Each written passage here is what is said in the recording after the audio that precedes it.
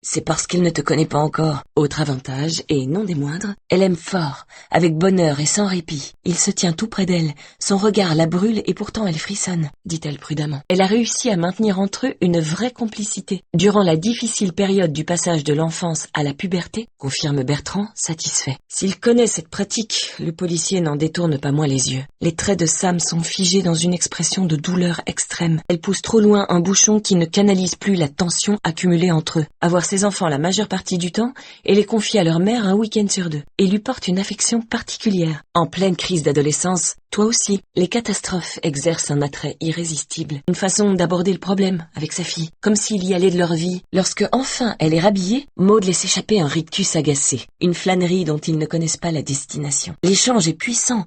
Elle est ensorcelée par le sentiment qu'elle lui inspire. Est une vieille dame qui garde volontiers Thibaut lorsque Solange et Samuel rentrent tard du travail. Valentine avait raison, confirme Bertrand, satisfait. Et les cadavres n'échappent pas à l'obligation de témoigner. Que comptes-tu faire ? Son nom circule aujourd'hui comme celui d'une artiste en vue. Maud ne s'en étonne pas, l'adolescente répond rarement quand on l'appelle. Cet être, il se hâte de rejoindre le bus dans lequel ils grimpent les uns derrière les autres. Car même s'il ne pourra pas faire grand-chose, Alice, il y tient. Mais si on veut avancer, il va falloir que tu me pardonnes et que tu surmontes ça, Maud. Alice était si jeune, si vulnérable, si malheureuse. Alice a éclaté de rire. Non, Bertrand, on verra comment ton père réagira. Remonte lentement vers sa gorge, continue Maud. Un devoir particulièrement pénible. C'est évident, peut-être dans la boîte à gants, reprend-il en pénétrant d'autorité dans la pièce. De l'énergie à revendre et un visage qui irradie de mille feux, espérant que cette précision la poussera à répliquer. À ses côtés, Michel s'est déjà redressée. Elle se tient droite sur sa chaise. Dans la portière de la voiture, pas pour l'instant, il faut la contourner.